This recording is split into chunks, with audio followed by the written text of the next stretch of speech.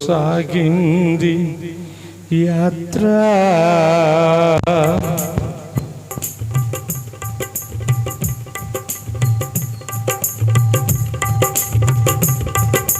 సిలువలో సాగింది యాత్ర కరుణామయ నీ దయగల పాత్ర సిలువలో సాగింది యాత్ర కరుణామయ నీ దయగల పాత్ర ఇది ఎవరి కోసమో ఈ జనుల కోసమే ఈ జగతి కోసమే ఈ జనుల కోసమే ఈ జగతి కోసమే సిలువలో సాగింది యాత్ర కరుణామయ నీ దయగల పాత్ర పాలుగారు దేశము పైన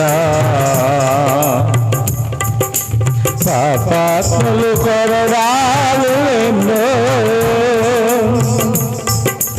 పాలుగారు దేశము పైన పాపాత్ములు కొరడాలు ఎన్నో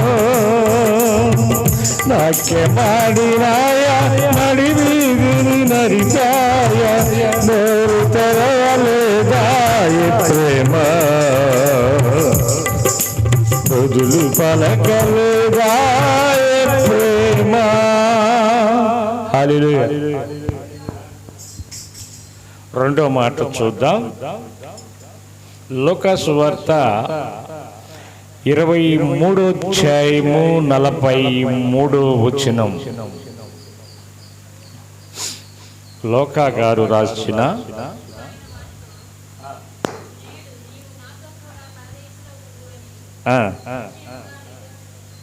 హల్లెలూయా. ఎవరితో ఈ మాటలు మాట్లాడుచున్నాడు? వినాలి వినాలి. తండ్రి అయిన యేసు ప్రభువారు నేడే పరదేశిలో ఉందని ఎవరితో ఈ మాట పలుకుచున్నాడు? ఆ కుంటి పిలాతు దగ్గర, ఆ రోమా ప్రభుత్వ అధికారి దగ్గర నోరు తెరవల. నీవు ఈదుల రాజు అంటే నువ్వు అన్నట్టే అన్నాడే. నీవు 3 రోజులలో ఈ దేవాలయమును కడతావా అంటే నోరు తెరవలా. నీవు యూదుల బోధకుడు అంటే నోరు తెరవలా. ఇక్కడ కుడివైపున ఉన్న దొంగని చూసి నేడే పరదేశిలో ఉంది అంటున్నాడు. హల్లెలూయా. ఎప్పుడు? నేడే.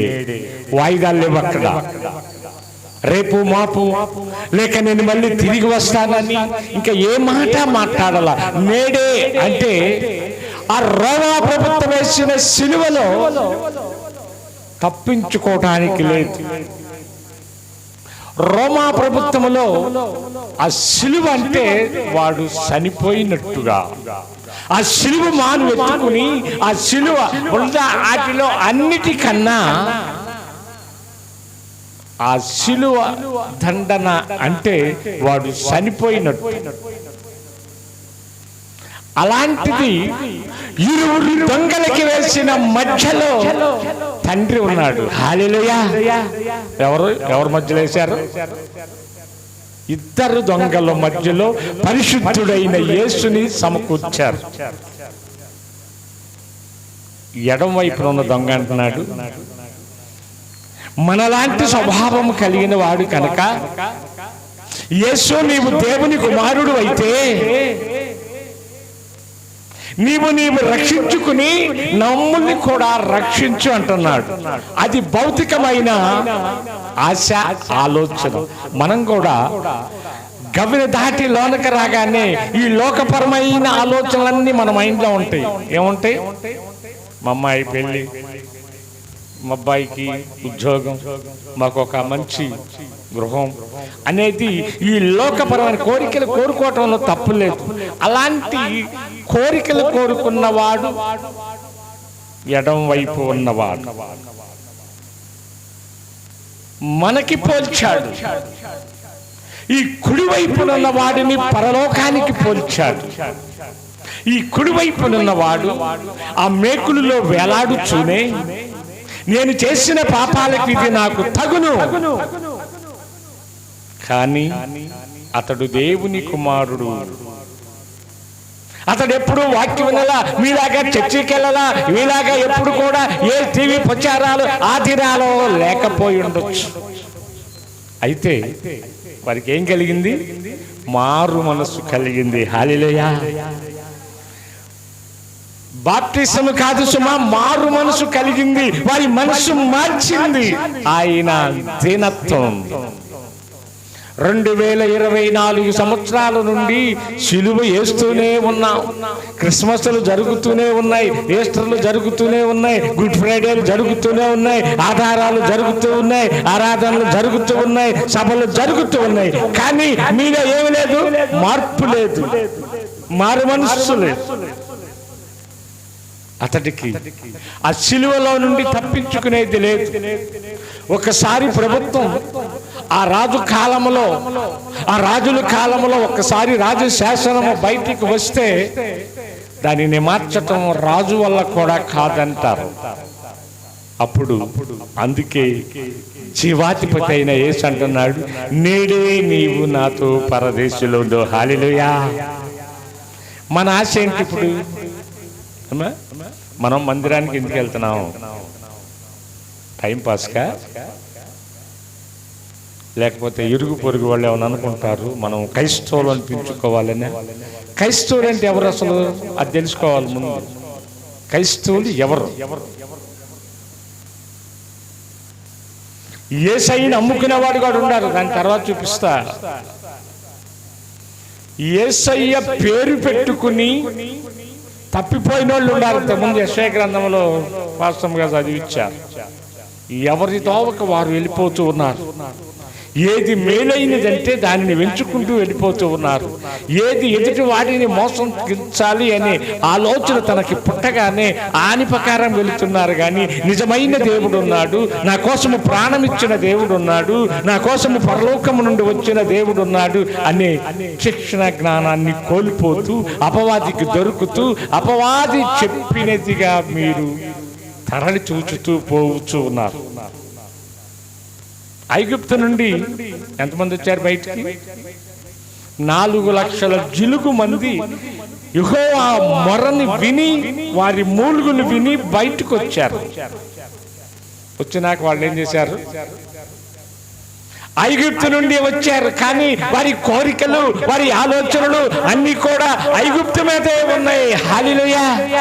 మీరు కూడా మారు మనసు పొందానంటున్నారు, బాప్తిసం పొందానంటున్నారు. యేసు ప్రభు మా కోసమే వచ్చి ఆ కల్వరి శిలువలో రక్తాన్ని చిందించాడు, 3 మేకులకి వేలాడాడు, పరదేశికి తీసుకుపోతాడని భ్రమలో బతుకుతుంది నాడు క్రైస్తవత్వం. భ్రమ భ్రమ. ఎందుకన్నాడు ఈ దొంగ? వాడు మారు మనసు పొందాడు, బాప్తిసం పొందటానికి అవకాశం లేదు. నీకు నాకు బాప్తిసం పొందటానికి కొన్ని నదులను ఇచ్చాడు దేవుడు, సేవకులను ఇచ్చాడు. కొన్ని దినాలు నీవు రక్షణ పాత్ర పుచ్చుకుని, ప్రార్థన నేర్చుకుని, పరిశుద్ధతను పొందుకుని, మారు మనసు పొందుకుని, అప్పుడు నీవు నీటి బాప్తిసము ద్వారా నీ పాపాలను నీటిలో పాతి పెట్టాలి. హల్లెలూయా. అది మనకు అనుగ్రహించింది. ఈ కొండ మీద ఉన్న ఈ దొంగే కదా. వారు ఇద్దరు దొంగలు అంటున్నారు, కరెక్టే. మరి యేసు ప్రభు కూడా దొంగనా? ఇరువురు దొంగల మధ్యలో వేస్తారు అంటే దొంగ కింద రోమా ప్రభుత్వం ముద్ర వేసింది.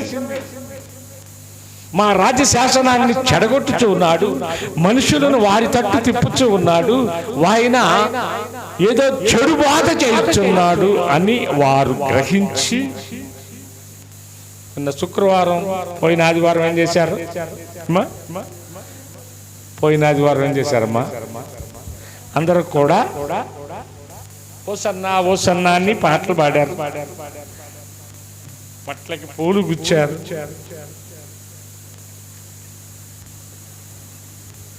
జైలు కొట్టారు. అవునా? ఓసన్నా ఓసన్నా అన్న నోటితోనే ఈ రోజున సిలువెయ్యి అంటున్నారు. హల్లెలూయా. ఏమంటున్నారు? ఎవరిని?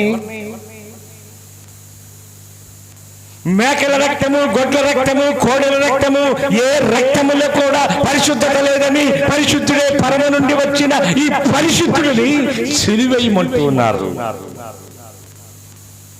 పాపం పోవటానికి చాలా వ్రతాలు చేస్తారు తెలుసా మీకు హిందువులు? వస్త్రదానం, అన్నదానం, భూదానం, రక్తదానం, అనేక దానాలు చేస్తారు. ఏని వలన కూడా ఈ పాపము అనేది మనము తీసివేసుకోలేమని మొదటి ఆదాము చేసిన తప్పుని కనపడి ఆదాముగా తండ్రి అయిన యెహోవా దేవుడు తన కుమారుడు మనకు అనుగ్రహించి, ఎందుకో తెలుసా, మన పాపముని కడిగి వేయుటకు. హల్లెలూయా. కీర్తన గ్రంథము 8వ అధ్యాయము 5వ వచనములో ఒక మాట చదవండి. కీర్తనల గ్రంథము 8వ అధ్యాయము 5వ వచనం.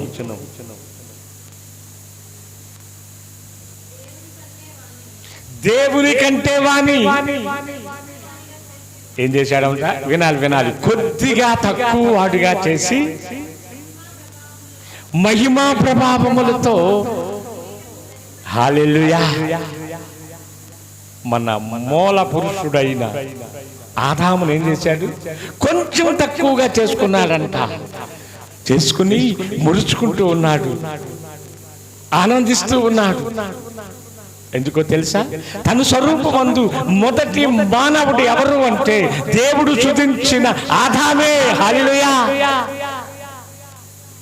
ఈ భూప్రపంచము మొత్తములో మొదటిగా మానవులకు మన మూల పురుషుడైన వాడు ఎవరు అంటే ఆదాం. అన్ని కూడా కలుగునుగాక అంటే కలగ చేశాడు. కానీ ఈ మాట తప్పే మానవుడిని, ఈ మట్టి మానవుడిని, ఈ మాయ చేసే మానవుడిని కానీ ఆయన హస్తాలతో చేసుకున్నాడు. దేంతో? తన హస్తాలతో చేసుకుని తనకన్నా తక్కువ అనిగా చేసి మొదట కోల్పోయిన మహిమను మళ్ళీ తిరిగి రావాలి అని ఆనాటి కాలములో మహిమతో ఉన్నాడు. ఎవరమ్మా? ఆదాము. ఈ మహిమను కోల్పోయాడు కనుక సృష్టికర్తే మానవుడిగా వచ్చి మన పాప రోత జీవితాలని కడిగి వేసానికి ఏ రక్తము కూడా పనికిరాని రక్తం. మన రక్తం ఏ రక్తం? నా రక్తం యోధా రక్తం, నా గోత్రం యోధా గోత్రం, నా తండ్రి యేసురాజు. అందే రక్తం యోధా గోత్రం రక్తముగా మార్చబడ్డాం. నీ రక్తము, నా రక్తము, కోళ్ళ రక్తము పనికిరాదు గనక పరిశుద్ధ రక్తమైన ఈ భూమి మీదకి దిగివచ్చి పరిశుద్ధతతో కన్య మరియ గర్భమున భూమి మీదకి వచ్చాడు పరిశుద్ధ రక్తముగా. హల్లెలూయా. మనదే రక్తం పురుష రక్తం. పురుషుడు లేకుండా ఏ మానవుడు భూమి మీదకి వచ్చిన దాఖలాలు లేవు. స్త్రీ పురుషులు కలయికతో వచ్చిన వారి మనము, పరిశుద్ధాత్మతో వచ్చిన వాడు యేసు ప్రభు. హల్లెలూయా. అందుకే ఆయన రక్తము పరిశుద్ధ రక్తం, మన రక్తం పాప రక్తం. నీవు నేను చేసిన తలంపుల ద్వారా, చూపుల ద్వారా ఇవన్నిటినీ కడిగి వేయాలి అంటే ఏం కావాలి? పరిశుద్ధమైన రక్తం కావాలి, పరిపూర్ణుడు కావాలి. అది పురుషుడిని ఎరగని స్త్రీ గర్భము గుండా వచ్చి మనల్ని పరిశుద్ధపరిచి పరలోకానికి సిద్ధపరచాలి అంటే ఏం చేయాలి? పరిశుద్ధ రక్తం కావాలి. అందుకే ఇతడు పరిశుద్ధుడు గనక, ఇతడు రాజు గనక, ఇతడికి ఒక రాజ్యం ఉందని ఈ కుడివైపున దొంగ విన్నాడు, గ్రహించాడు. అందుకే దేవుడిని వేడుకున్నాడు. మనము కూడా ఎవరిని వేడుకోవాలి? తండ్రి అయిన దేవుడిని యేసుని వేడుకోవాలి. ప్రభువా, నా కోసం రక్తాన్ని చిందించావా తండ్రి అని చెప్తాం. మనం వచ్చిన దగ్గర నుండి మన క్యాసిటే కానీ, అయ్యా పరలోకము నుండి దిగి వచ్చిన తండ్రి నీకు కోట్లాది స్తుతులయ్యా. నేను చేసిన పాపము, నా బిడ్డలు చేసిన పాపము, నా మీదున్న పాపాన్ని తొలగించటానికి అయ్యో కలకత్తా మానులు, చిలువ మానులు నా కోసము చిందించావా అని ప్రార్థన చేసేవాళ్ళు తక్కువ ఉన్నారు, లేరని. ఆ కుడివైపునున్న దొంగ కన్నా ఎడమవైపు దొంగలో ఉన్న ఆత్మ మనలో సంచరిస్తూ ఉంది. ప్రతి వారికి స్వార్థం. ఏంటి స్వార్థం? యేసు ప్రభు కాలంలో ఏం చెప్పాడు? ఈ కృపాకాలం, ఎంత పాపినైనా క్షమించు, ఎంత పాపినైనా క్షమించని మొదటి మాటలో చదివించారు పాస్టర్ గారి దాకా. ఏమన్నారు? వీరు ఏమి చేయుచున్నారు, వీరిని క్షమించు అనగలవా మనం? యోహాను సువార్త 19వ అధ్యాయము 26, 27లోకి రండి. యోహాను సువార్త 3వ మాటగా చూద్దాం, టైం పరిగెత్తుంది. యోహాను సువార్త 19వ అధ్యాయము 26, 27.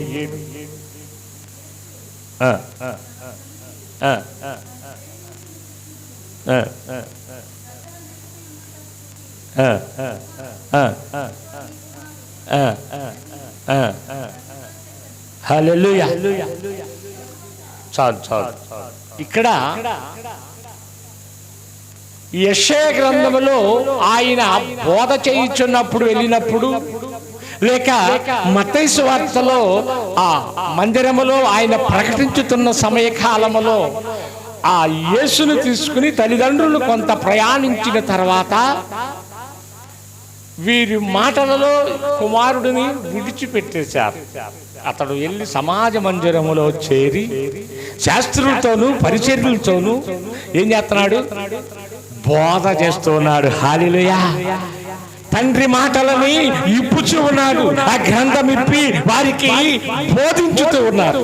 వీరు దేవులాడి కొంత దూరం ప్రయాణించినాక చూస్తే వీరి కుమారుడు వీరితో లేడని గ్రహించి వెనక తిరిగి వచ్చినప్పుడు ఒక సహోదరుడు వెళ్ళి, అయ్యా నీ తండ్రి, నీ తల్లి, నీ సహోదరుడు నీ కోసము వేచుతూ ఉన్నారు, దేవులాడుతూ ఉన్నారు, బయట నిలిచి ఉన్నారు అన్నాడు. హల్లెలూయా. అప్పుడు అంటున్నాడు ఈయన, ఎవరు నా తల్లి, ఎవరు నా తండ్రి అని చెప్పాడు. మీరే నా తల్లి తండ్రి, నా తండ్రి మాటలు చేర్చుకుంటున్న మీరు, నా తల్లి మాటలు వింటున్న మీరు, నా తండ్రికి మీకు నాకు మాత్రమే సంబంధం అన్నాడు. ఎవరితో సంబంధం? దేవుని మాటలు. మందిరానికి వెళ్ళే బిడ్డలు, యేసుతో గడిపే బిడ్డలు, లోకములో ఉండే బిడ్డలకి సంబంధం లేదు. హల్లెలూయా.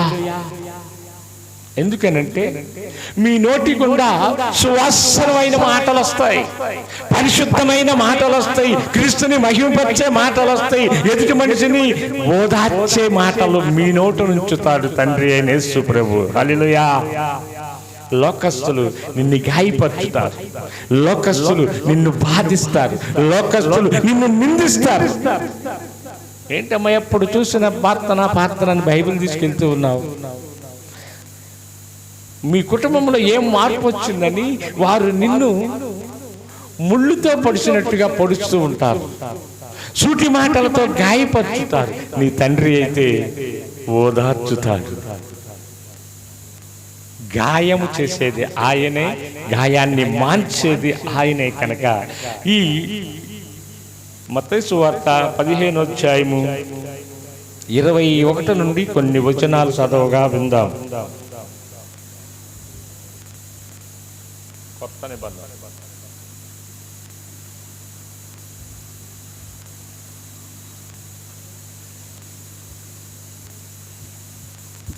హల్లెలూయా.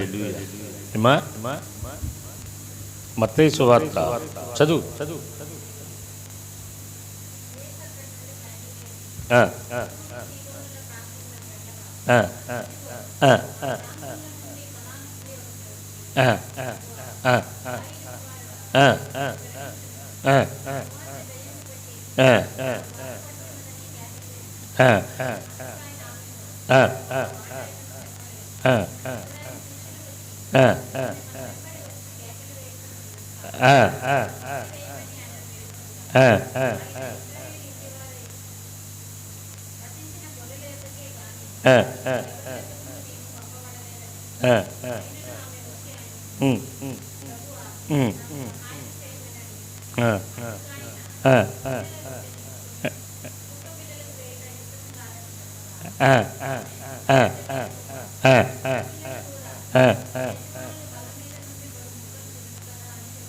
చాలు. హల్లెలూయా.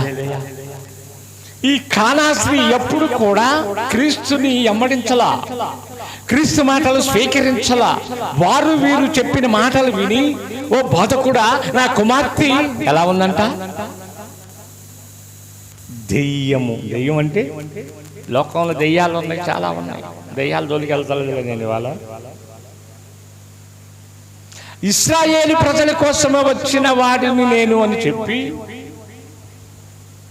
రొట్టె ముక్కలు ఎవరికి ఇవ్వాలంట? ఇప్పుడు చేస్తామని ఇంకా మీ పిల్లలకి ఇస్తారా, పక్కన వాళ్ళకి ఇస్తారా? ఇప్పుడు ఇంట్లో రేపు వండుకుంటారు కదా ఏదైనా పదార్థం కానీ, స్వీట్ కానీ, హాట్ కానీ, మీ పిల్లలకే ప్రాధాన్యత ముందిస్తారు. అక్కడ ఆ కానా స్త్రీ చాలా తగ్గింపుకుని కింద పడిన రొట్టె ముక్కలు పారవేస్తారు కదయ్యా అని అంది. అప్పుడు తండ్రి అంటున్నాడు, ఇశ్రాయేలీలో ఇంత విశ్వాసం నేను కనుగొనలేదు, చూడలేదని. నీ విశ్వాసమే నీ కుమార్తెని స్వస్థపరిచింది. చప్పట్ల కొట్టి దేవుని మహిమపరచు, చప్పట్ల కొట్టి దేవుని మహిమపరచు. విశ్వాసం కావాలి. కొన్ని వారాలు వెళ్ళగానే, కొన్ని నెలలు వెళ్ళగానే, కొన్ని సంవత్సరాలు గడవగానే నీకు కార్యాలు జరగకపోవచ్చు, కార్యాలు ఆగిపోవచ్చు. కానీ అంత మాత్రానే దేవుడిని మీద నీవు తిరుగుబాటు చేయకూడదు. హల్లెలూయా. కొందరికి అమ్మటే అవుతుంది, కొందరికి సమయం పడుతుంది. ఒక సీనియర్ రోగి ఉన్నాడు, ఎవరో తెలుసా మీకు? ఒక సీనియర్ రోగి ఉన్నాడు బైబిల్లో. ఎవరైనా పేరు లేదు. బెతెస్దా కోనేటి దగ్గర 38 సంవత్సర కాలము నుండి పడి ఉన్న రోగి. హల్లెలూయా. పేరు లేదు ఆయన. ఎన్ని సంవత్సరాలు? అర్థం కావట్లేదు నా మాటలు.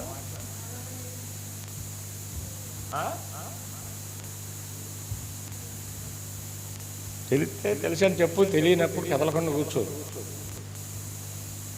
38 సంవత్సర కాలము నుండి ఆ బెతెస్దా కోనేటి దగ్గర పడి ఉన్న వాడిని చూసి, అంటే యేసు ప్రభు కన్నా చిన్నాడా పెద్దాడు? చెప్పాలి. పెద్దవాడు. యేసు ప్రభు వయసు ఎంత? 33.5 సంవత్సరాలు. అప్పుడు ఆ రోగి దగ్గరికి వచ్చి, ఆ బెతెస్దా దగ్గరికి వచ్చి ఏమడుగుతున్నాడో తెలుసా? నీవు శుద్ధికి అవ్వటకు, బాగుపడుటకు నీకు ఇష్టమేనా? ఇష్టమేనంటే నీ పరుపెత్తుకుని వెళ్ళిపో అన్నాడు. హల్లెలూయా. ఏమన్నాడు? పరుపెత్తుకుని వెళ్ళిపోమన్నాడు. ఎలాంటి రోగినైనా బాగు చేయగలిగిన సృష్టికర్త, రొట్టెలు పంచిన వాడే, చేపలు పంచిన వాడే, అనేక మందిని స్వస్థపరిచిన వాడినే వారిని ఏం చేశారు? సిలువకు అప్పగించారు. హల్లెలూయా. జకర్యా గ్రంథము 9:9 ప్రకారముగా లేఖనాలు నెరవేరాలి. ఒక ఆయన అంటున్నాడు నిన్న, 3 మేకులకి పీక్కోలేనాడు ఆయనేం దేవుడయ్యా అన్నాడు. ఏంటంటే 3 మేకులు పీక్కోలేనాడు ఆయనేం దేవుడయ్యా అన్నాడు. కాళ్ళ ముళ్ళు గుచ్చుకుంటే నువ్వు తీసుకుంటావా అన్నా. నువ్వు తీసుకుంటావా? తీసుకోలేవు. ఇంకొక సహాయం కావాలి. అవునా? నీ ఖాళీలో ముల్లే నువ్వు తీసుకోలేకపోతే ఇంకొకరు నువ్వు వేరు పెట్టేది లేదయ్యా. 3 మేకులు పీక్కోలేక కాదు, చనిపోయిన వాడిని లేపాడు మాట ద్వారా, మట్టి ద్వారా కళ్ళునిచ్చాడు, కాళ్ళునిచ్చాడు, అనేకమైన అద్భుతాలు చేశాడు.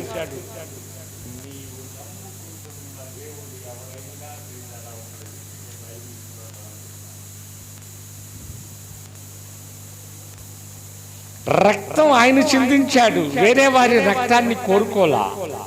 రక్తధార కారుతున్న ఆ సమరస్త్రీని పట్టుకుని ఆ రక్తాన్ని ఆ కొంగు తాకగానే ఎన్నో హాస్పిటల్కి తిరిగింది, ఎంతో వైద్యుల దగ్గర తిరిగింది.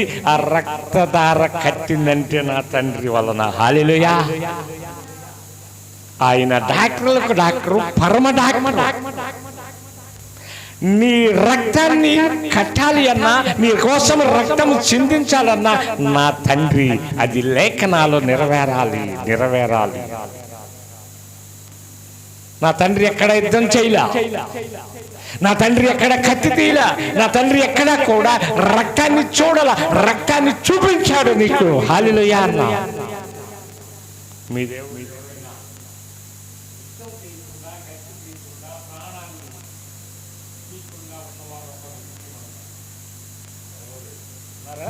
లేదు, సమాధానము లేదు.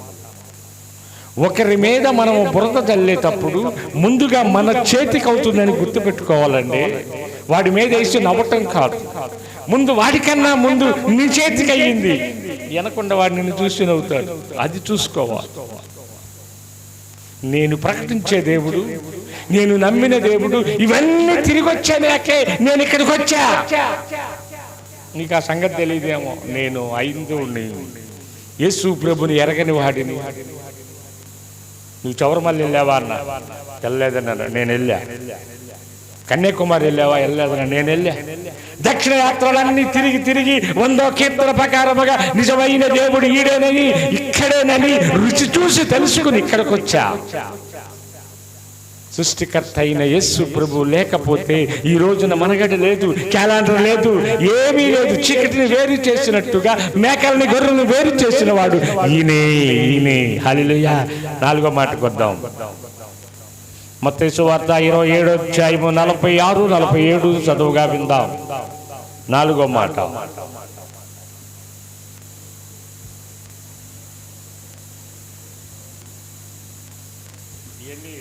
గబగబా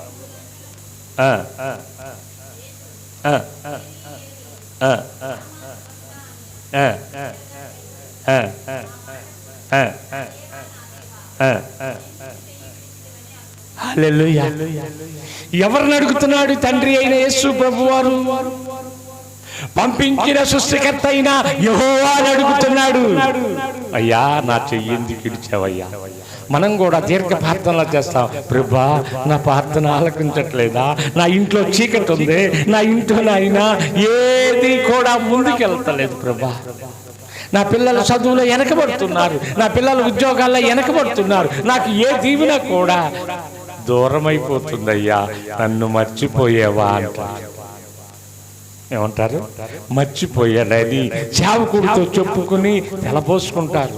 ప్రభా ఒక్కటైనా ఆ యాకోబు పొందిన దీవెనలన్నీ తర్వాత తన అన్నొచ్చి అంటున్నాడు, తండ్రి ఒక్కటైనా లేదా అంటున్నాడు. మీరు కూడా కీర్తన భాగమైనాక, పాటలు అయిపోయిన తర్వాత, వాక్య భాగమైనాక ఆశీర్వాదమై కాల సమయంలో వస్తారు. అది దీవెన మీకు రాదు. హల్లెలూయా. నా తండ్రి మాటలు చెవుగలిగిన వాడు ఇనుగాక, యెహోవా చేత ఆస్వాదించబడిన వాడా లోనికి రా అని పిలుస్తున్నాడు ఇర్మియా భక్తుడు. మీరు ఎక్కడ ఉంటున్నారు? లోకంలో ఉంటున్నారు, అపవాది దగ్గర ఉంటున్నారు, ముసలమ్మ కబుర్లతో ఉంటున్నారు, మీకు కలిగిన వాటన్నిటిలో ఉంటున్నారు. కానీ అక్కడ నీ కుటుంబాన్ని మార్చగలిగిన దేవుడు లేడు. ఆ లోకపరమైన మాటలు కొద్దిసేపు నిన్ను ఆనందించవచ్చు, కానీ శాశ్వత ఆనందం దేవుని దగ్గరే ఉంది. ఇక్కడ నీవు నేను పూర్ణ ఆత్మతో, పూర్ణ మనసుతో ఆయన దగ్గర ఉంటే ఆయన సంపూర్ణముగా మనల్ని ఏం చేస్తాడు? ప్రేమిస్తాడు. హల్లెలూయా. మన భక్తి ఎలా ఉంది ఈనాడు? క్రైస్తవుల భక్తి అంటే స్వచ్ఛత పొందగానే మందిరాన్ని మార్చేస్తున్నారు, సేవకుడిని మార్చేస్తున్నారు, ఇంట్లోనే ఆగిపోతూ ఉన్నారు. అది నీ తప్పు కాదు, అపవాది చేసే అవ్వంతటి దానినే మోసగించాడు. మట్టి మానవులు మనమెంత?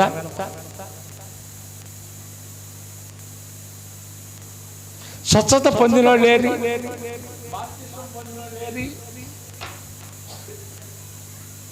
ఎంతమందికి ఇచ్చాం బాప్తిస్మం అని నేను అడగను. నా తండ్రి ఏం చెప్పాడంటే, ఎవరు ఉన్నా లేకపోయినా నేను నీకిచ్చినదని హబక్కు గ్రంథముతో నాతో మాట్లాడాడు. ద్రాక్ష చెట్లు ఫలించకపోయినా, ఒలివ చెట్లు కాపు ఇయ్యకపోయినా, పొలములో పశువులు రాకపోయినా, దొడ్డిలో గొర్రెలు లేకపోయినా యెహోవా రక్షణ ఆనందాన్ని బట్టి సంతోషిస్తూ అన్నాడు. హల్లెలూయా.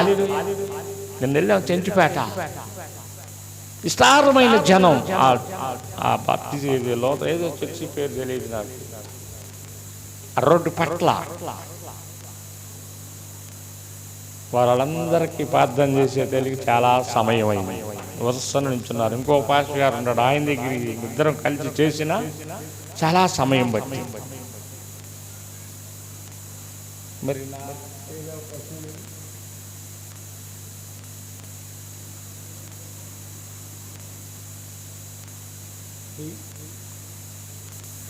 కుష్ఠ రోగులు 10 మంది దేవుని దగ్గర స్వచ్ఛత పొందారు. అవునా? ఎంతమంది వచ్చారు తిరిగి? అలాగుంది నా పరిచర్య. 120 సంవత్సరాలు నోవాహు ఏం చేశాడు? వాళ్ళ నిద్రపోయాడా? నేను కూడా నిద్రపోతున్నాను మందిలో. అర్థం చేస్తున్నానుగా, వాక్యం చెప్తున్నానుగా. ఆనాడు 120 సంవత్సరాలు జరిగినది మనిషి కుమారుడు కాలంలో కూడా జరుగుతుందంటే ఏదో అనుకున్నా, ఇదేనని ఇప్పుడు అర్థమైంది. వాళ్ళకి ఎంతమంది వచ్చారు?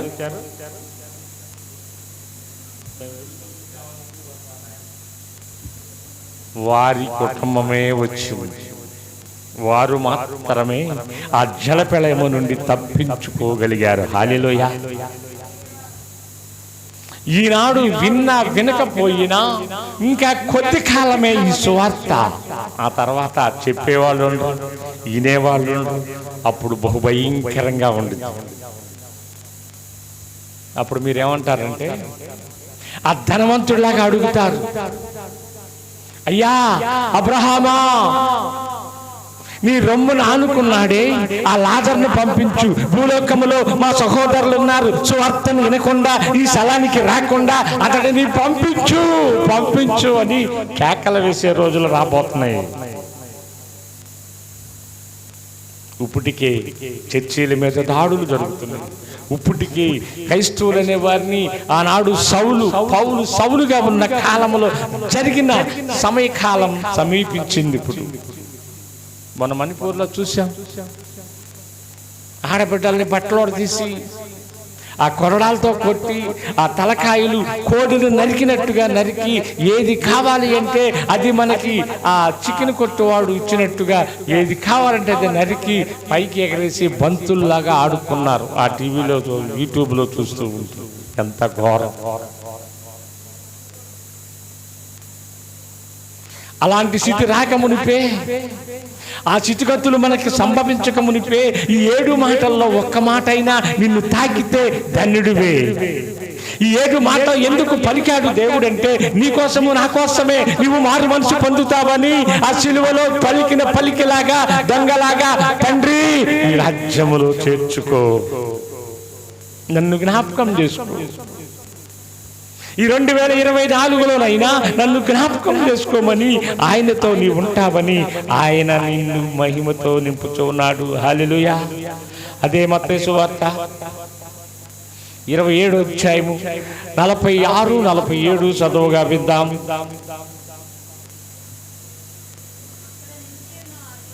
ఇది 4వ మాట. హల్లెలూయా. చెప్పమ్మా, చదువు.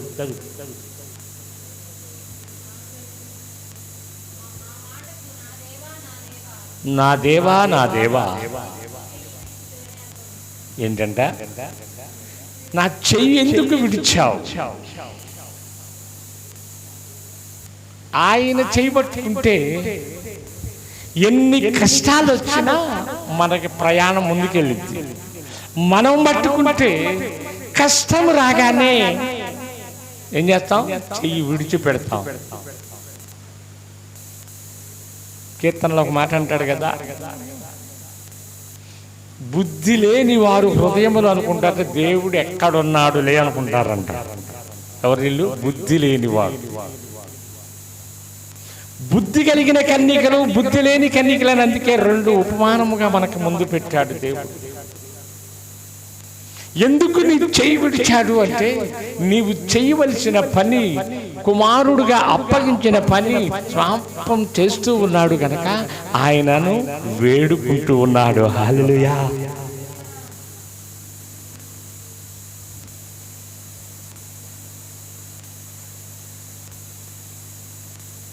యెషయా గ్రంథము 19వ అధ్యాయము, యోహాను సువార్త 19వ అధ్యాయం 28వ వచనం చదువుగా విందాం.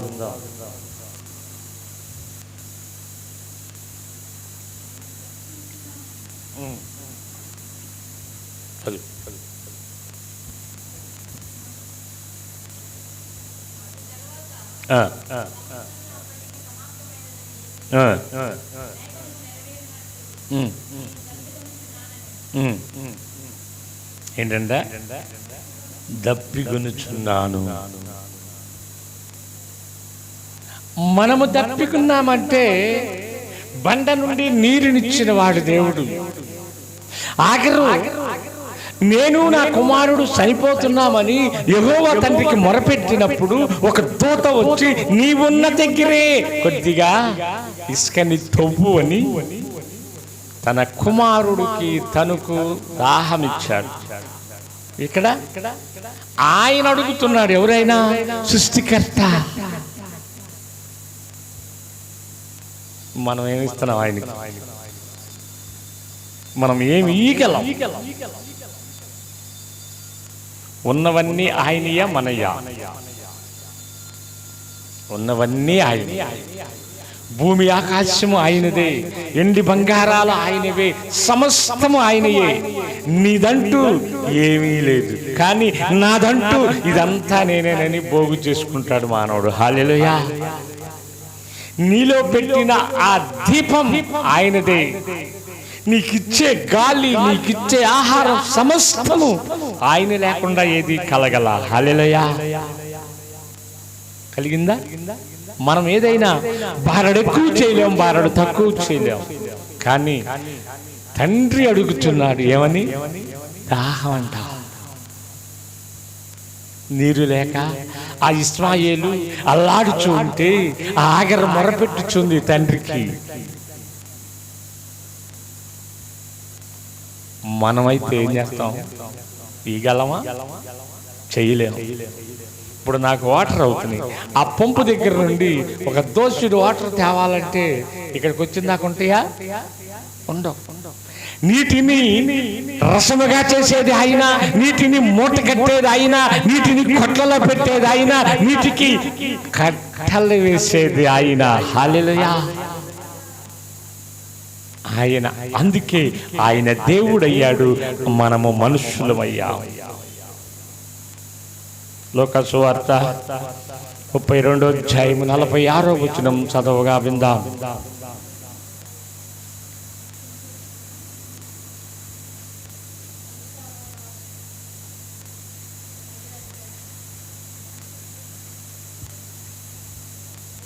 లేదా లోకాసు సువార్త 23:46 లేదా?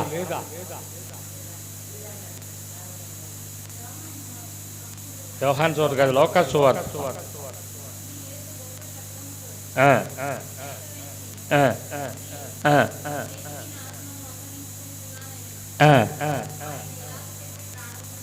హల్లెలూయా. ఏం చేశాడు? మనము కూడా కష్టం వచ్చినప్పుడు తొందరగా ఉరవడిగా నిర్ణయాలు తీసుకుంటాం. నీకు ఇచ్చిన ఆవిష్కారాన్ని పూర్తి కాకముందే, నీకు శ్రమ రాగానే చేతకాని వాడిలాగా నన్ను తీసుకో, నన్ను తీసుకో అని ప్రార్థన చేస్తాం. లేకపోతే ఏ భార్యో నొయ్యో చేసుకుంటాం. నిన్న ఒక కుమారుడు, యవనస్తుడు రైలు కింద పడి చనిపోయాడు. దేని కింద? చెయ్యకూడని పని చేసి ఆ స్త్రీని రాయి పెట్టి కొట్టి ఆమె మీద వేసి చనిపోయిందని పోలీసు వారు వస్తే నన్ను కూడా అలాగే చంపివేస్తారని యవ్వన కాలముగానే ఈ 60, 70, 80 సంవత్సరాలు ఆయుష్ని దేవుడు ఇచ్చినా కూడా తొందరపడి ఉరవడిపడి ఆయన ఎక్కడికి వెళ్ళిపోయాడు? మరణానికి అప్పగించబడ్డాడు. ఇది దుర్మరణం, ఇది లేఖన మరణం. తండ్రిది లేఖన మరణం. భక్తులు ప్రవచించినట్టుగా ఆయన అలా చేయకపోతే ఈనాడు మనకి రక్షణ లేదు, ఈనాడు మనకి స్వచ్ఛత లేదు, ఈనాడు మనకి పరదేశం లేదు. ఆయన లేఖనాలు ప్రకారముగా చేయబట్టే మనకన్నీ సమకూర్చబడ్డాయి. ఇల్లు కట్టాలంటే ఏం కావాలి? మేము ఎప్పుడు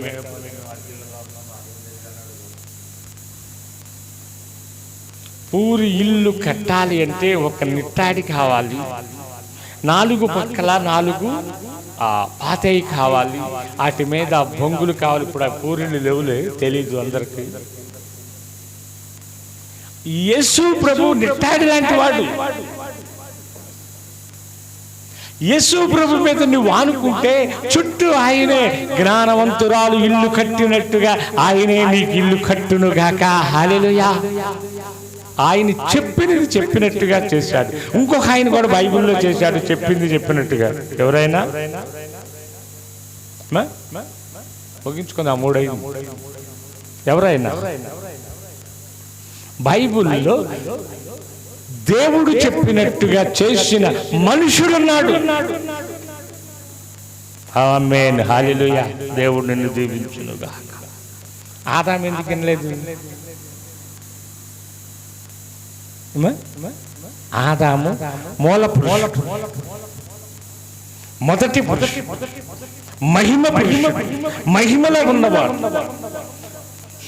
అబ్రహాముకి మహిమ తెలీదు, అబ్రహాముకు వాక్యం తెలీదు, అబ్రహాముకి దేవుడంటే తెలీదు. కానీ ఈ సృష్టికర్తతో చేసిన వాడు ఈ ఆదాము. నా కుమారుడా, ఇవన్నీ నీకేనని దేవుడితో సోయాన మాట్లాడగలిగిన పరిశుద్ధమైన మహిమ కలిగిన మనుష్యుడు ఆదాము. రోజు మాట్లాడేవాడండి. ఎప్పుడు? రోజు. అలాంటి వాడిని పక్కన ఎందుకు పెట్టారు? మనకి ఆశీర్వాదాలు రావు.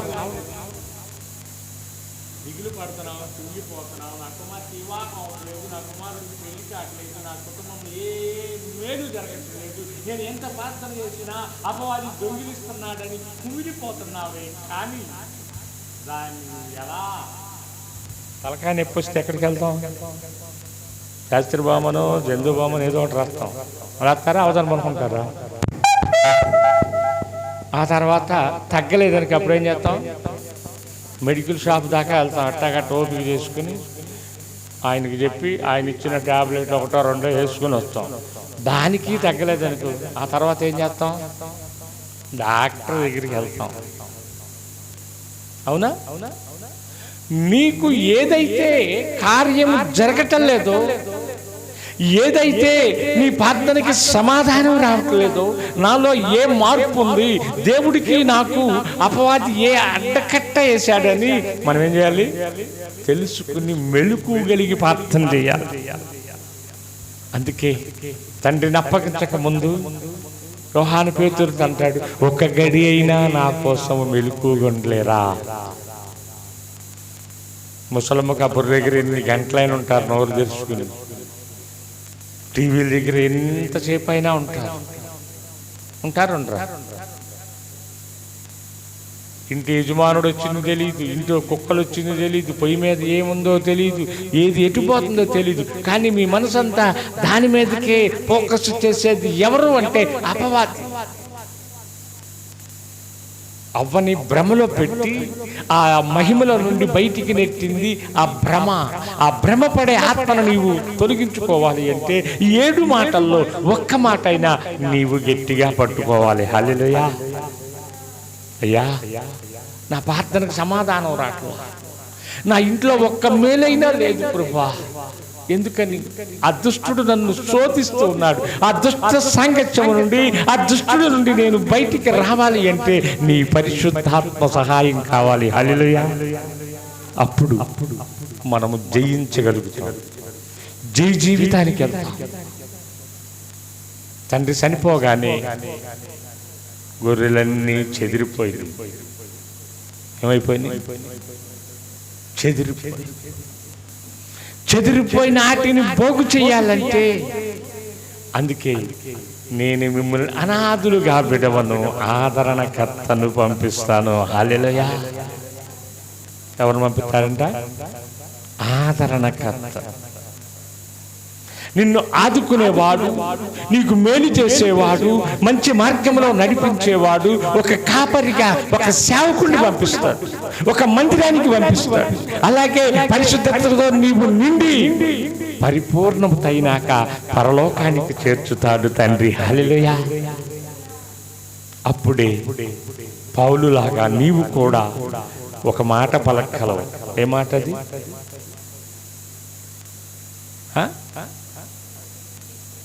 నిజమా? మీరు పలుకుతారా మాట?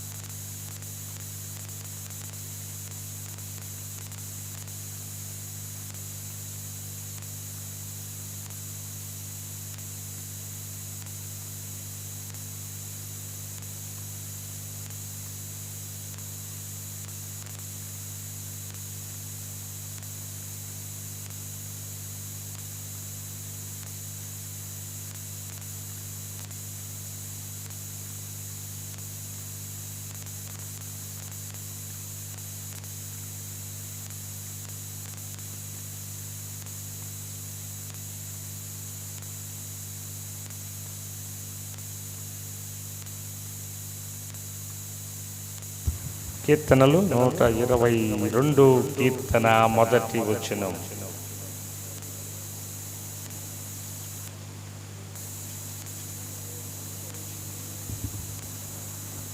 Page number 520.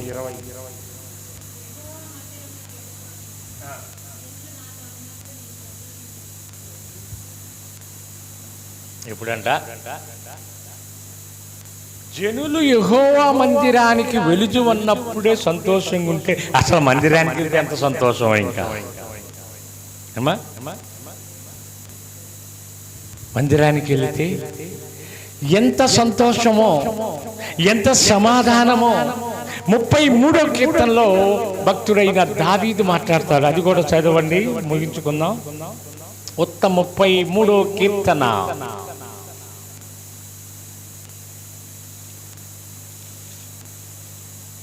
అయిపోయిందిలే, ముగించుకుందాం. 33వ కీర్తన మొదటి వచనం. నీతిమంతులారా యెహోవాను బట్టి ఆనందగానము చేసి. ఏం చేయాలి? ఇప్పుడు మనం చేస్తుంది అదేగా. నీతిమంతులము కనుకనే పరిశుద్ధ స్థలానికి వచ్చాం, నీతిమంతులము కనుకనే జీవగ్రంథంతో వచ్చాం, నీతిమంతులము కనుకనే ఆయన గుడారములో ఆయన మాటలను స్వీకరించుటకు ఈ గుడ్ ఫ్రైడే రోజున నా తండ్రి నాతో ఏం మాట్లాడతాడు, ఈ పరిశుద్ధాత్మల మాటలతో నేను తృప్తిపడి నా కుటుంబానికి కొన్ని ఆశీర్వాదాలు మోసుకుని వెళ్ళాలని వచ్చారు. హల్లెలూయా. మనమందరం ఎప్పుడు నీతిమంతులు ఉంటే బాప్తిసము పొంది మారు మనసు పొంది పరలోక గుంపుల్లో చేరినప్పుడు, పరిశుద్ధతని కాపాడుకున్నప్పుడు, నీ విశ్వాసాన్ని పొదిగించుకున్నప్పుడు, అప్పుడే ఆ కుడివైపున ఉన్న దొంగలాగా నేడే పరదేశంలో మీరందరూ ఉందురుగాక. ఆమేన్. హల్లెలూయా. దేవుడి చిన్న మాటలు దీవించునుగాక. ప్రార్థన చేద్దాం.